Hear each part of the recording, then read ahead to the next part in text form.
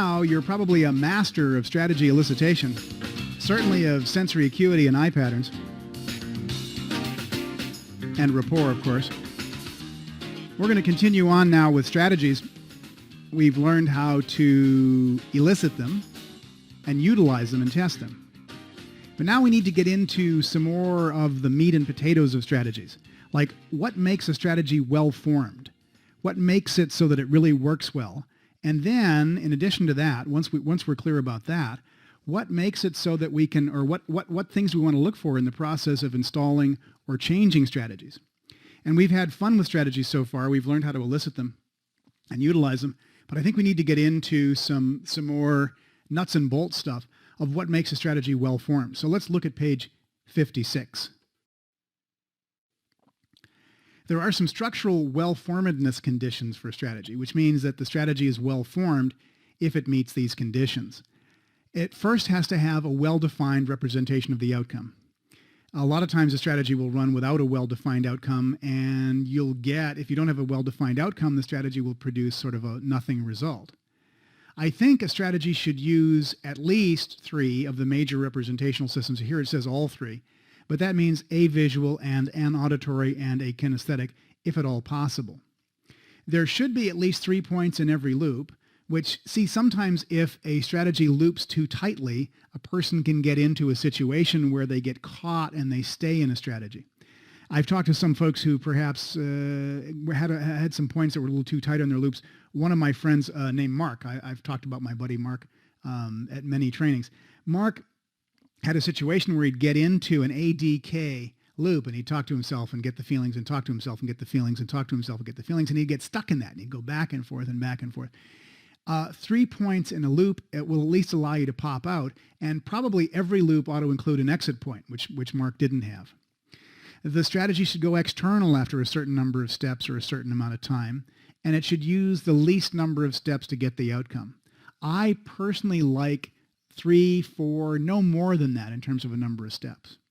A strategy should have a logical sequence with no steps missing. That is, you should, as you look at it, get a sense that it's logical and you can follow it through and make sense out of how it works.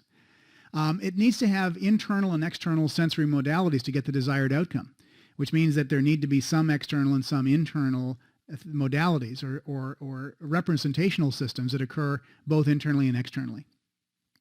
It should preserve the positive byproducts and eliminate negative consequences. So a person who continually runs a strategy that has negativity will end up being a negative person. So we need to make sure that that we have positive byproducts and positive consequences. The strategy should follow the TOTE model, and it should minimize bad feelings. I think we talked a little bit about that already. Functional well-formedness conditions include a trigger which starts the process and carries with it the final criteria, an operation to alter the present state to bring it closer to desired state, and a test which compares the present state to the desired state based on pre-sorted criteria, or ad hoc, meaning in the moment. A decision point which determines the next step based on the congruence or lack of congruence of the test completion. If you know the functional well-formedness conditions, you'll be able to ask very specific and well-directed questions if your client has a problem with the strategy. Knowing the functional properties of strategy will allow you to recognize when you receive an answer to a different question than the one asked. Now, I think a lot of times when we get into strategies, people do 2 things. One is they start looking at their own strategies and they go, oh no, my strategies are terrible. So first of all, let me free you up from that one. Your strategies are fine. One of my rules is if it ain't broke, don't fix it. I think that's a pretty important rule. People say to me all the time, well, let's change the strategy. Let's do something about it. Well, here's the first thing. If the strategy meets the well-formedness conditions, but it's not a problem, if it doesn't meet the well-formedness conditions, but it's not a problem for the client, then it ain't broke. If it ain't broke, then you probably ought not to fix it. Now, the question is it causing a problem for the client? That really is an issue. So let's look at page 57.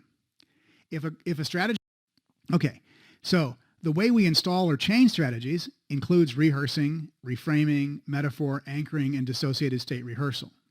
So by rehearsing, what you're going to do is you're going to have the client move their eyes in certain directions while they rehearse the various parts of the strategy.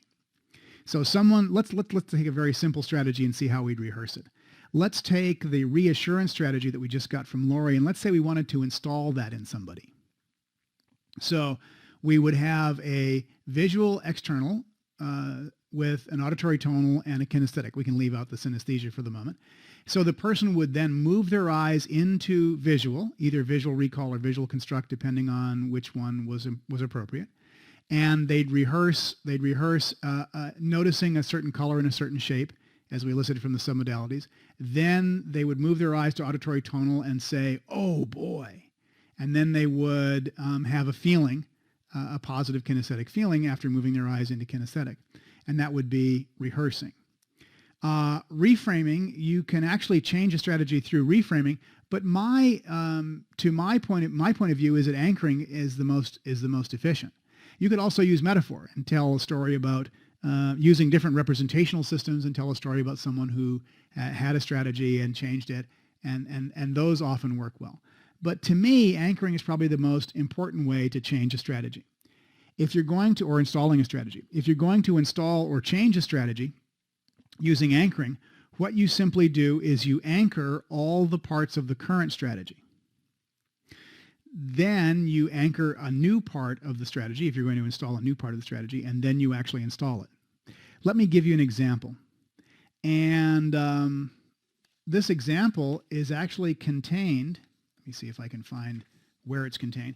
This example of strategy installation is actually contained on slide number 66 on page 11 of the strategy section. Slide number 66 of page 11. And so there's a diagram here. And what it says essentially is that I elicited the strategy. Well, first of all, let me tell you what the strategy was for this woman. I had a client who had a VK synesthesia for a buying strategy, for her decision-making strategy. So she'd walk into a store, she'd see something she liked, and she'd buy it. It's kind of a VK. Whoa, I love that. See that, love it, buy it. And she got home, and she ended up having to return about 50% of all the things she bought, which was really messy after a while. And so she came to me and she said, "I'd really like to change this strategy because I'm really, really buying way too much." So we isolated and anchored each part of the strategy. So in this case, she had a visual and a kinesthetic, which we anchored. We anchored the visual first, and we anchored the kinesthetic. And then we installed, in the middle of that, an auditory digital. Now, let me ask you a question. Why would we install an auditory digital in the middle of that rather than after the kinesthetic? Well, the fact is, if we installed an auditory digital after the kinesthetic, she might have already bought, and then she'd try to talk herself into it. So we wanted to put the auditory digital in the middle. So we installed the visual with an anchor, installed the kinesthetic with another anchor, and then putting the auditory digital in the middle, I had her say to herself, "Do I really need this?" And I anchored that in the middle step. Now we've got all three steps anchored, and then we simply chained them together. So I had her move her eyes up into visual and imagine seeing something she liked, or remembering seeing something she liked, and then fired off the auditory digital. She'd say to herself, "Do I really need this?" And then she'd get a feeling of either she wanted it or not, and then she'd either buy it or not. And so I had her then rehearse that several times, firing off the anchors each time. And I had her rehearse it, both buying it and not buying it, so that each time she either bought it or didn't buy it. And then we could see in each case, or she could see in each case, either a positive kinesthetic or a negative kinesthetic, but at least she'd be out and the strategy would be over. And when she came back after a couple of days, she said, my purchasing has dropped off by about 50%. She said, even in the first 2 days, the purchasing has just simply disappeared. I'm now clear about what I want, and I purchase things that I want. And when I always ask myself, do I really need this? And she said, that's just wonderful.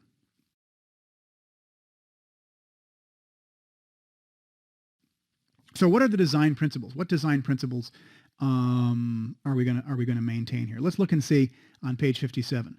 First of all, you want to maintain the function, which we clearly did with this client.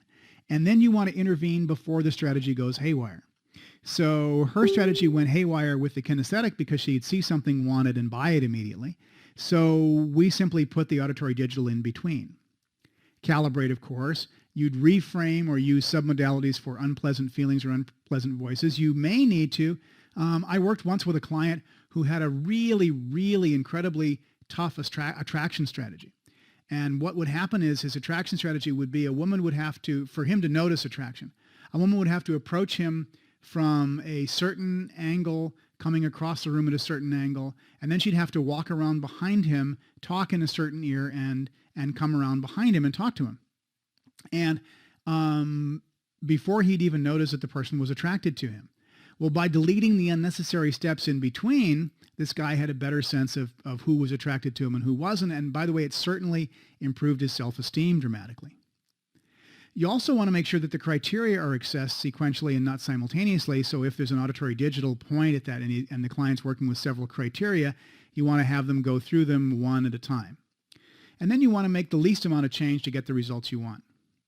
In a redesign, you probably want to make up what you think would work. I mean, you're the practitioner of NLP. The client's coming to you for assistance. You probably want to think through what you think would work and then ask the client if that would be good to install. Check your own strategy and calibrate the client as you make up or as you suggest a new strategy to them. Calibrate the client and look at them and see if that's something that you think is going to work for them. Let's look at page 58.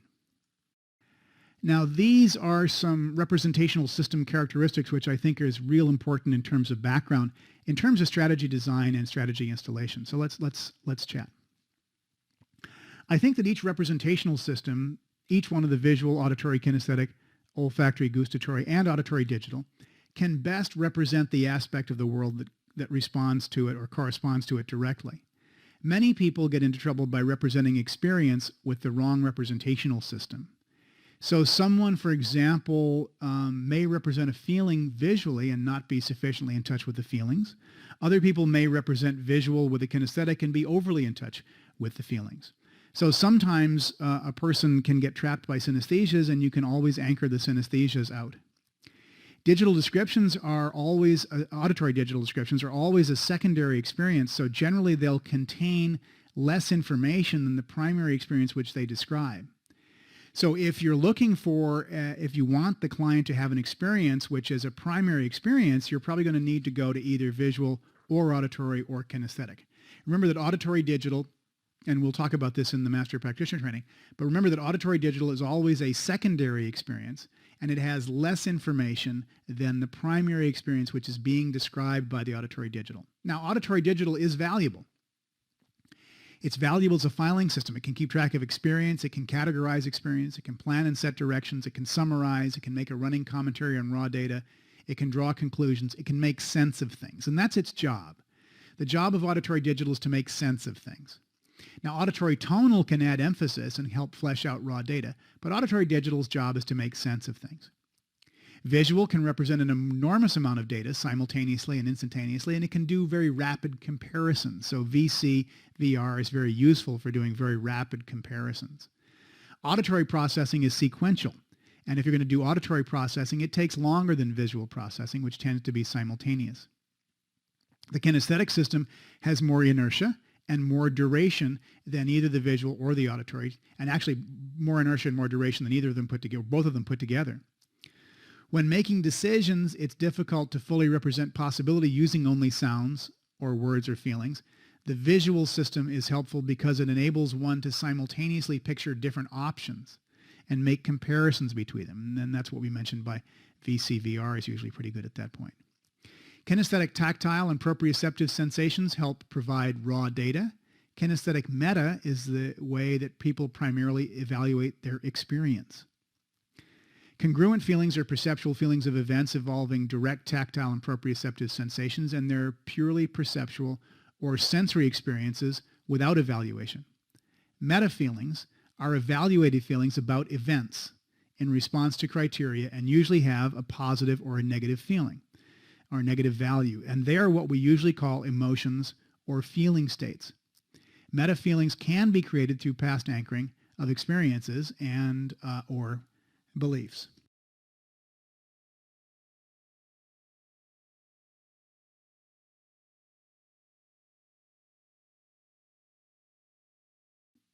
Okay, on to motivation strategies. If you have a client who comes in and wants to work with you on a motivation strategy, now what am I going to do? Well, here's the page 59.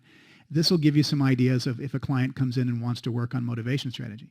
People move either toward or away from. Now remember, we define toward as moving toward what you want, or away from, and that's away from what you don't want.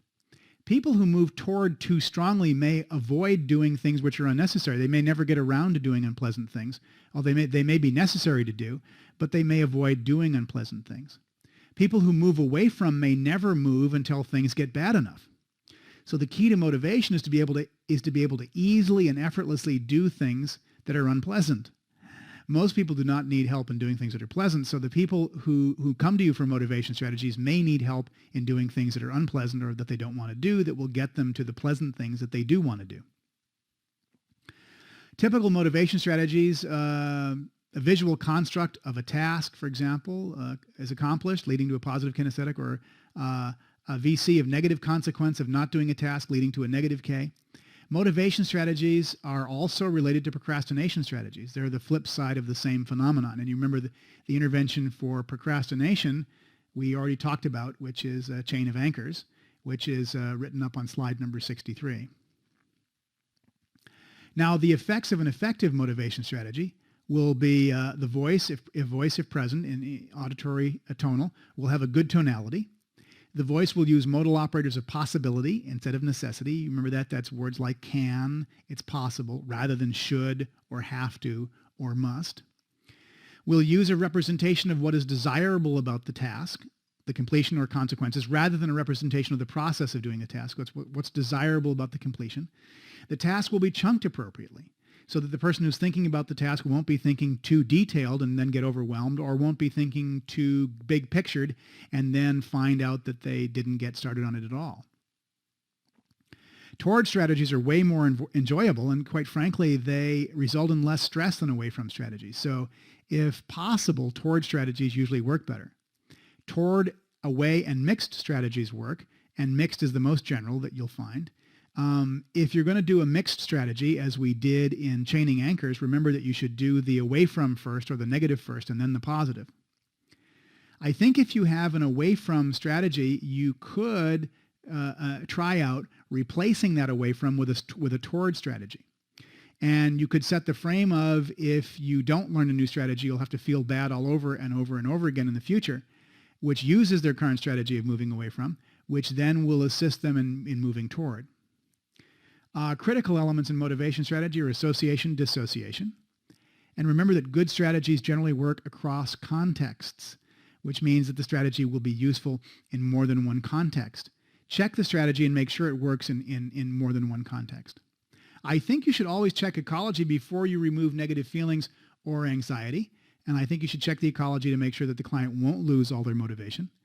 If the client does have their motivation change or disappear, you may want to go to values. And values are a master practitioner part of the master practitioner training. And I think they're also quite useful in determining and setting up motivation. Number 12, it may be necessary to adjust the submodalities of the representation of the task being done in order to get a strongly motivated response. And so you can adjust the submodalities. And remember, you can also adjust the values. Number 13, if representing the task as completed does not produce strong enough motivation, then focus on the consequences. Focus on the consequences. And number 14, remember that procrastinators are often good planners, but let's get them going. So we'll use procrastination to motivation. Here's an example of a good motivation strategy.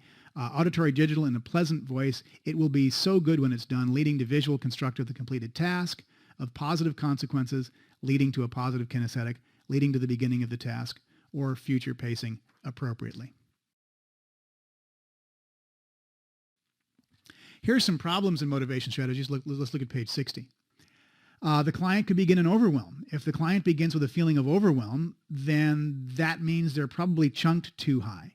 Remember, a client who says I'm overwhelmed, and we talked about this in the hierarchy of ideas, the client who says I'm overwhelmed will probably be overwhelmed about what? Everything. That's right. The client say, what are you overwhelmed about? The client will say everything. And so you need to help the client in chunking down, and you may need to install a chunk down strategy in the process of motivation. Number 2, some people move only away from, and sometimes if it's gotten better than what they moved away from, it may not be enough to motivate them. Or if they move away from regularly, they may have too much stress, too much anxiety, and too much unpleasantness. And so you may need to use timeline therapy to get rid of some of the anxiety and then change the values to increase the motivation again. Number 3, using modal operators of necessity. A person may use modal operators of necessity with a harsh tonality, and that could result in bad feelings. For example, you should do this. And if a client motivates themselves by saying it that in that tone of voice and with that kind of, attitude, what's going to happen is that they're not going to be as motivated as they could. And certainly there'll be bad feelings. Oh, number 4, by the way, there are some things that a person should move away from. I think that, for example, if there were a lion at your door, you better run like hell. If the wolf's going to come and eat you, you better be able to move and get out a gun or run and get the heck out of the way. It's really important to be careful about removing away from strategies entirely, and it's probably better to design a strategy with both elements. Okay, now let's talk about problems with decision-making strategies.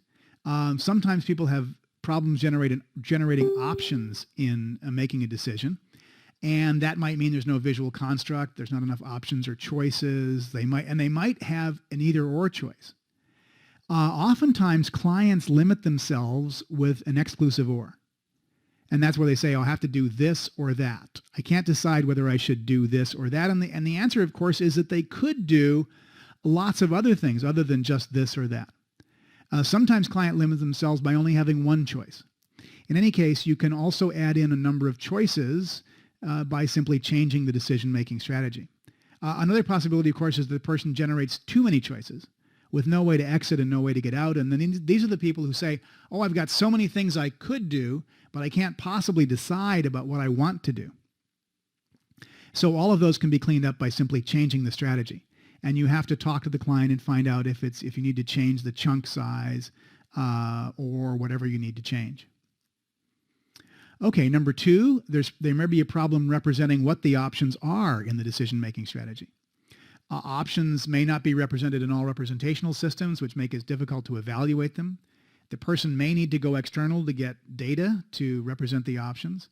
And options and criteria may not be revised according to what's going on in their environment. So they may have outdated options or criteria.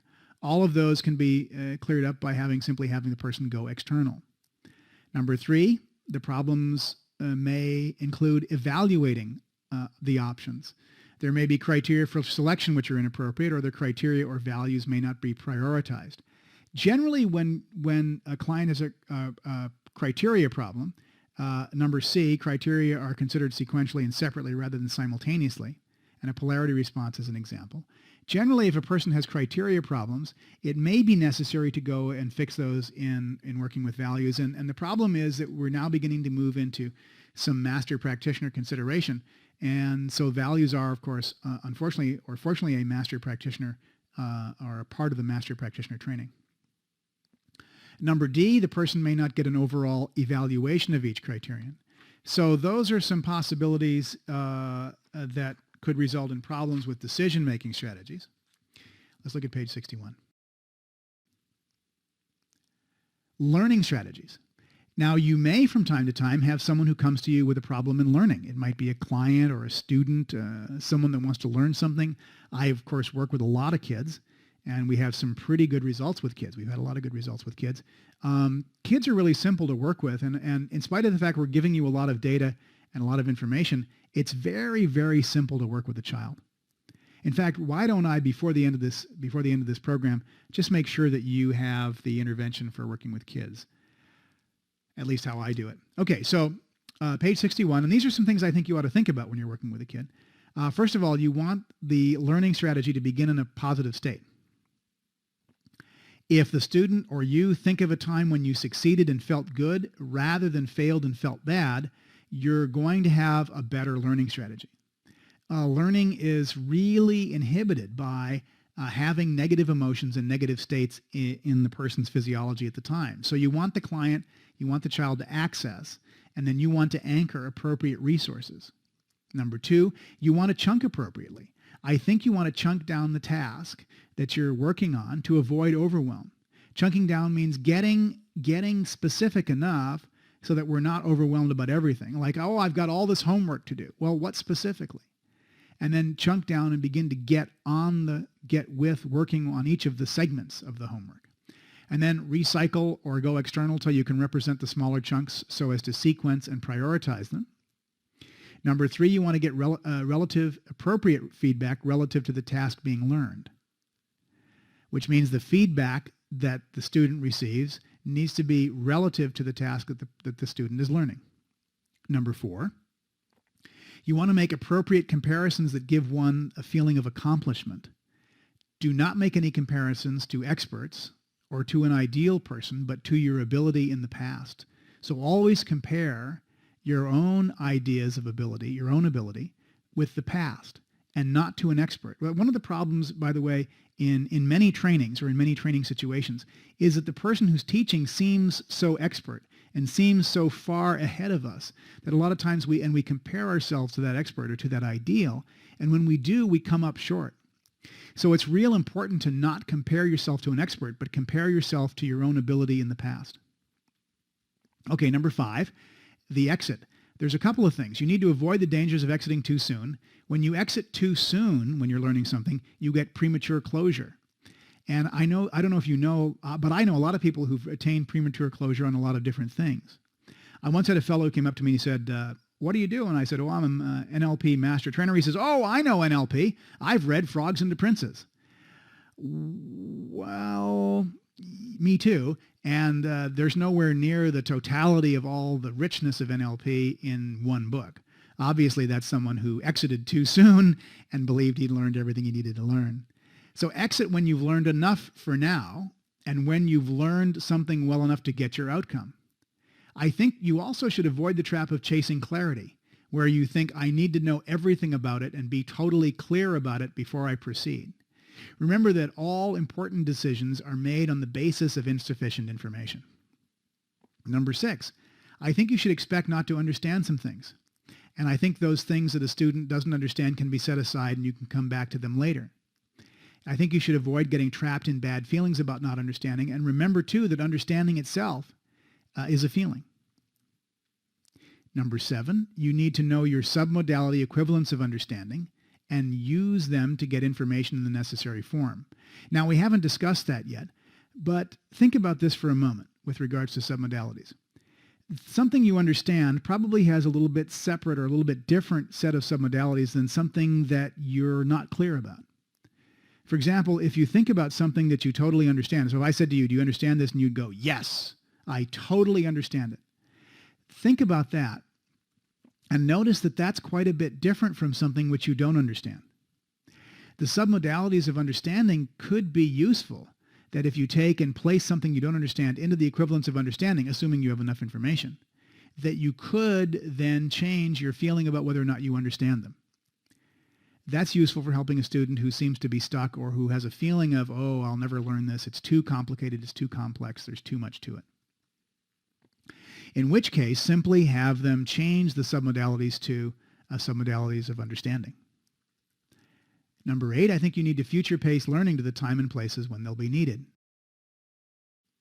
So here are some elicitation questions for learning strategies. And I think probably, first of all, you ought to contextualize the learning, if you're working with a student, a child student, by subject matter. So I think you should contextualize it to spelling, learning spelling, or learning reading, or learning math, or arithmetic. Categorize it in that way and get real specific about the context, because sometimes people will use different strategies for understanding mathematics versus spelling versus reading, one of which they may love and the other of which they may not like. Okay, so the elicitation questions, think of a time when you were able to learn something easily and rapidly. How do you know it's time to begin learning? What do you do in order to learn? How do you know if you've learned something, and what lets you know you've learned something fully? So those are some things that I think are quite important.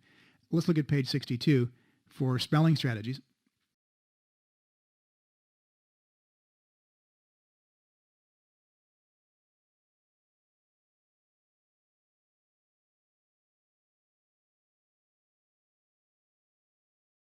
And This is the rather long, involved discussion. When we get done with this, I'll talk to you a little bit about spelling strategy specifically that I use.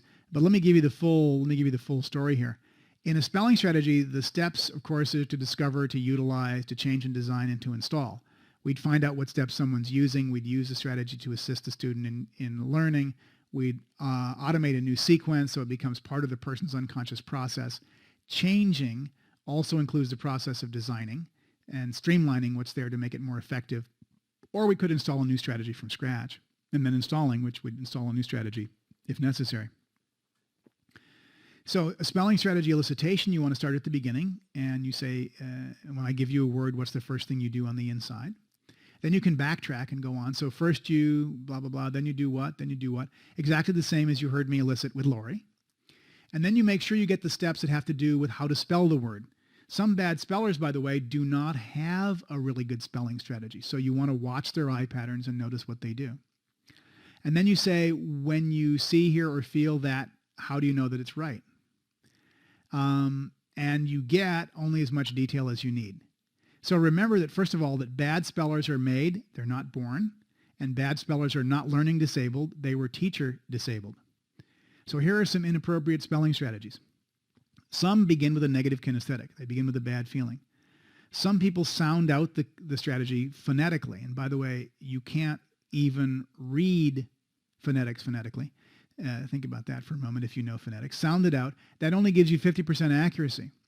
If you use visual construct, that's real creative spelling, but it really isn't the way to do it.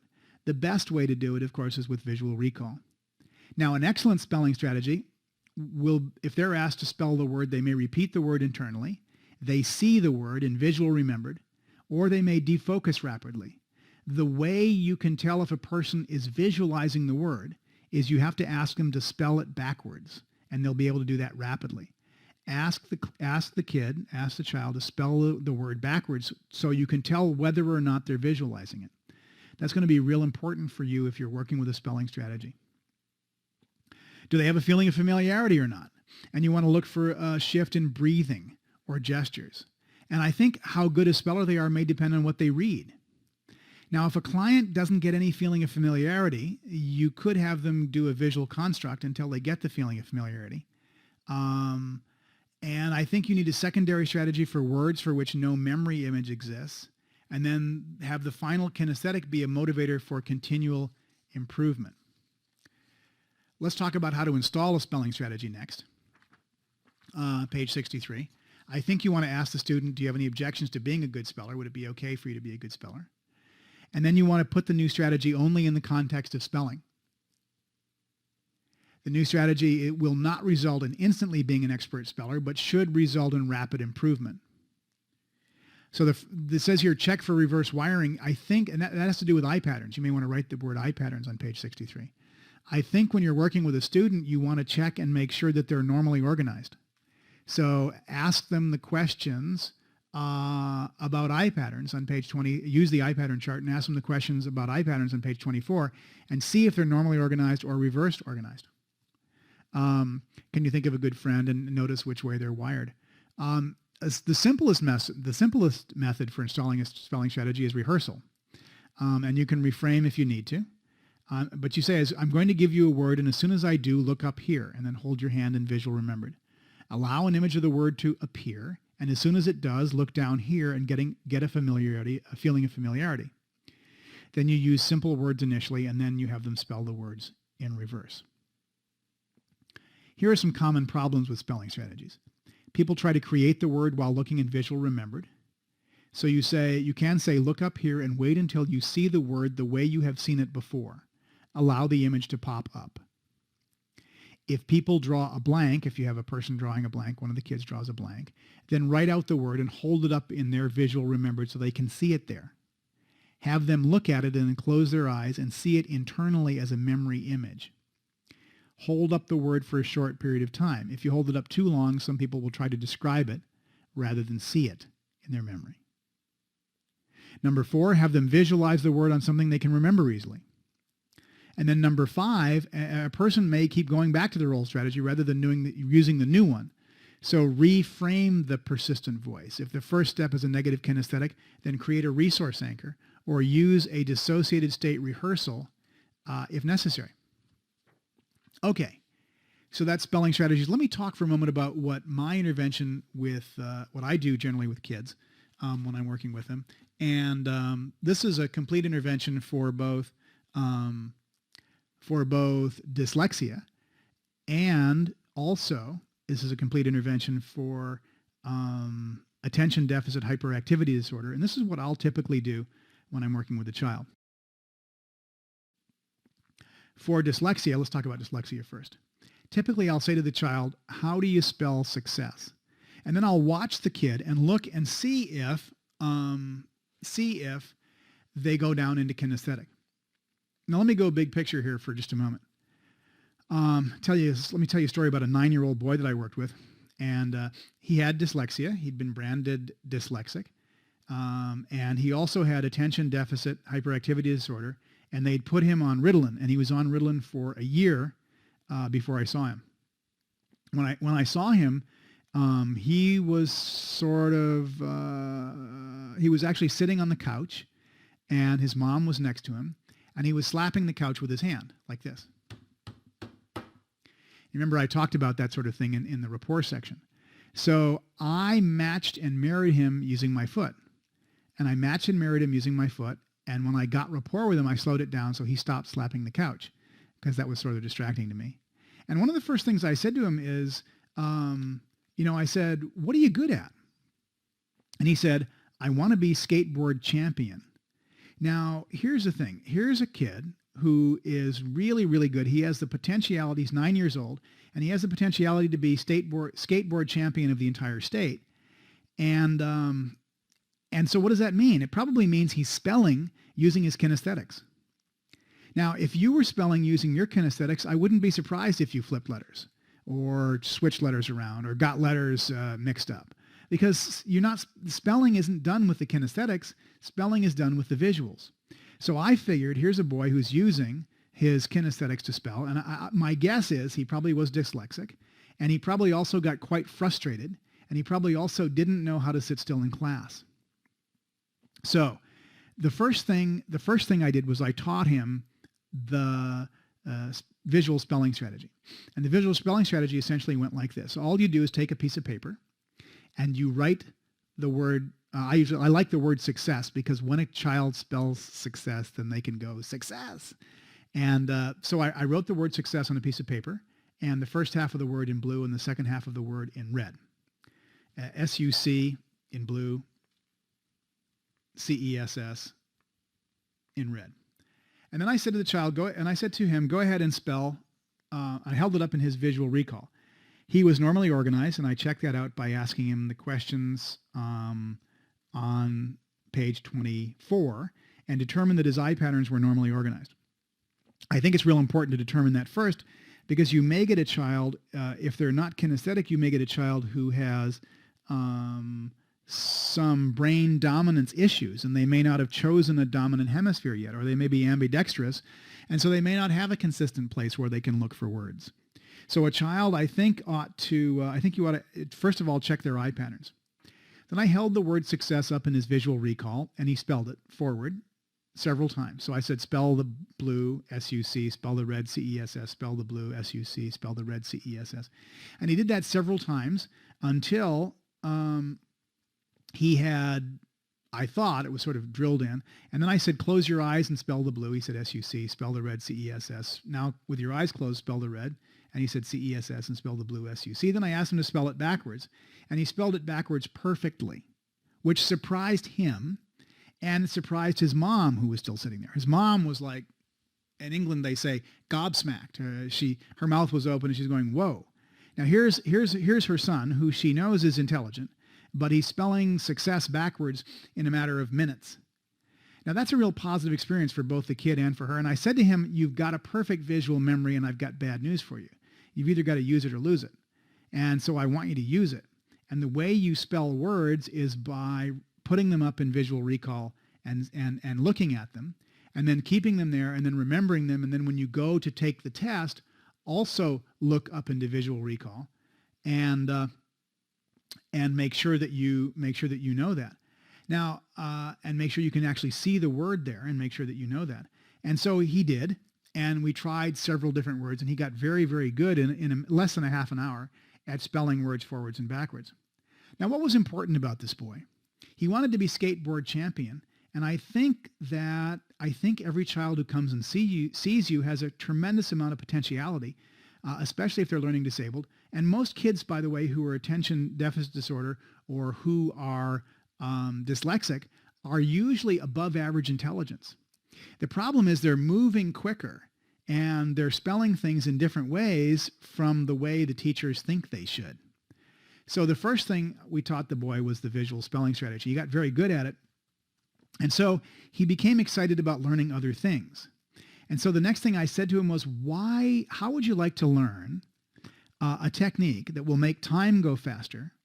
You'll be able to spend more time skateboarding, because that's what he liked to do. Be more time practicing your skateboarding, and you'll be able to be a champ.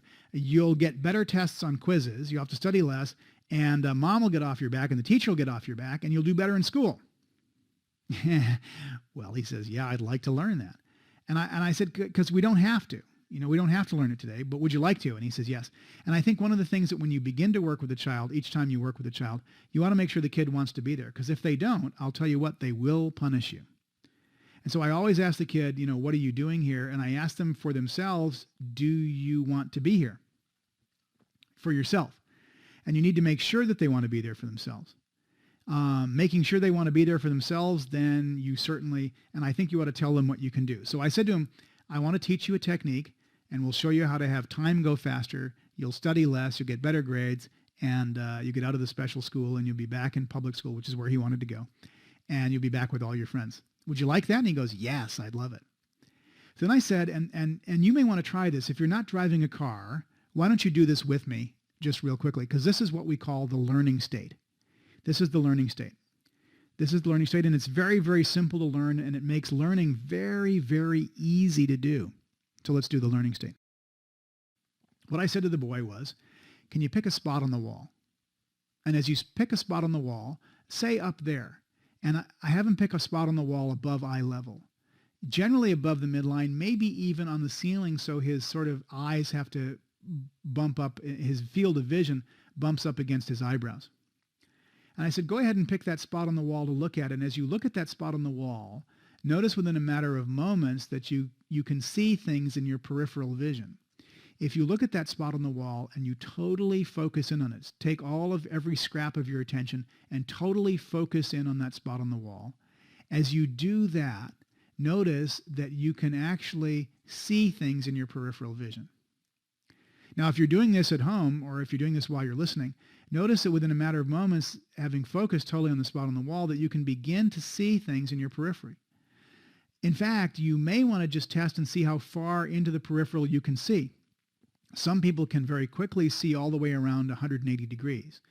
You can look and notice, if you're just holding your eyes steady on that thing on the spot on the wall, notice if you can see all the way around to your right. Take your hand, if you want to, and move your hand around to the right and see how far you can see your hand.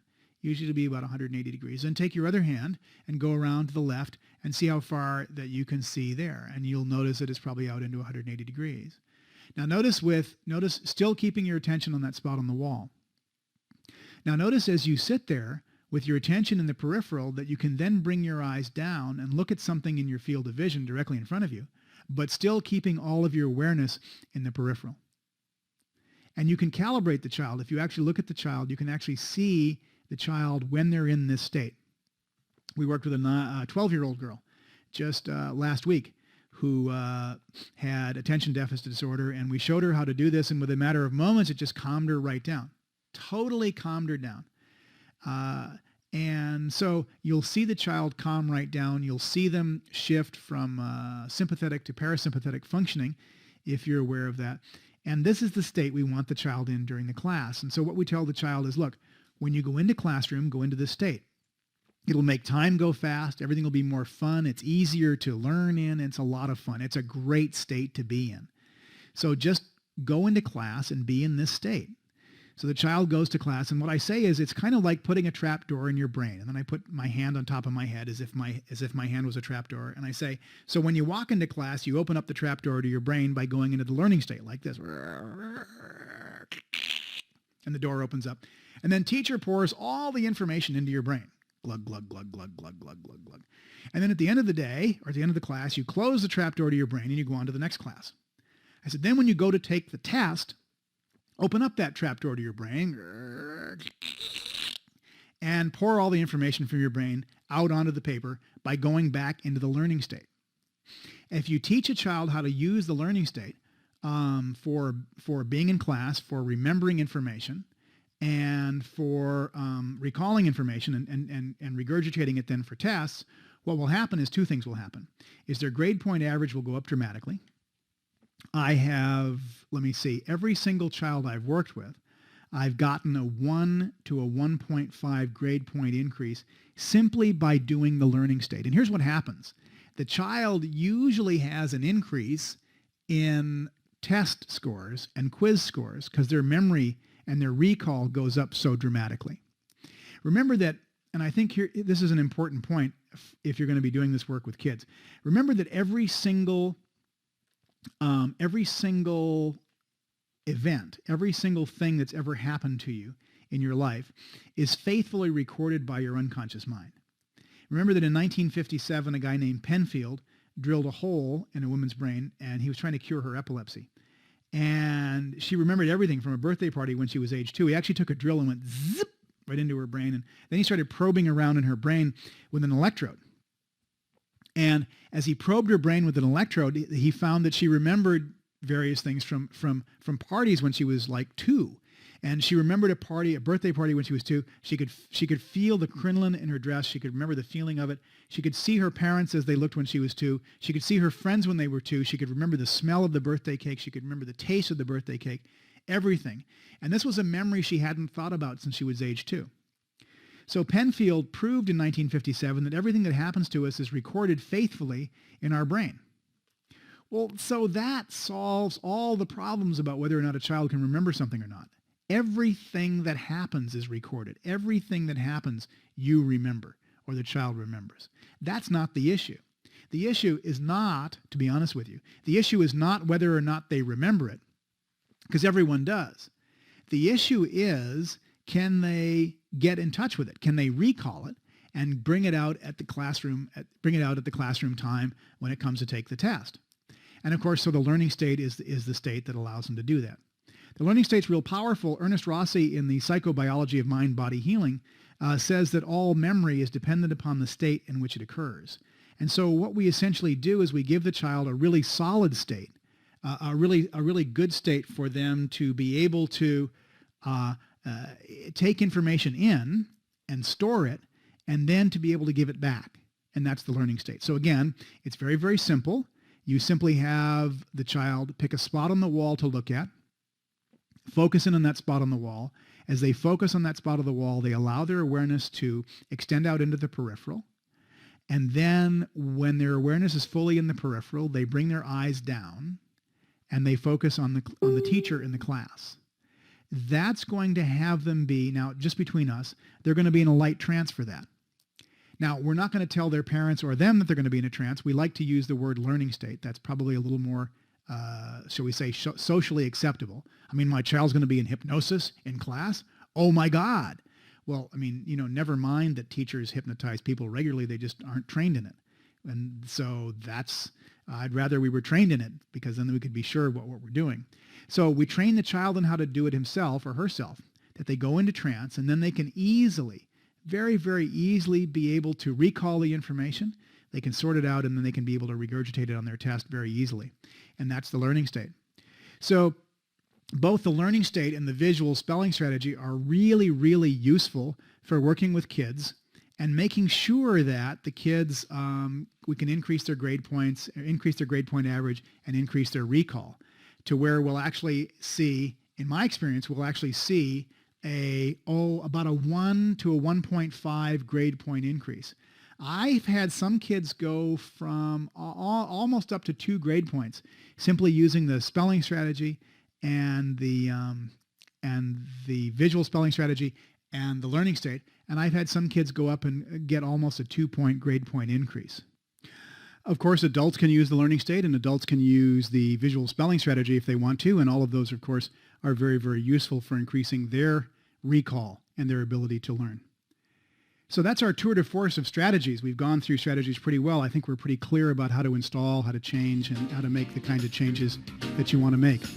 We'll learn a couple of more techniques for students when you come to the practitioner training, and we'll also learn a little bit more about installing strategies. But for now, I think that's enough. Thanks for joining us for program number 11. We're going to move on to reframing next, and that's in program number 12.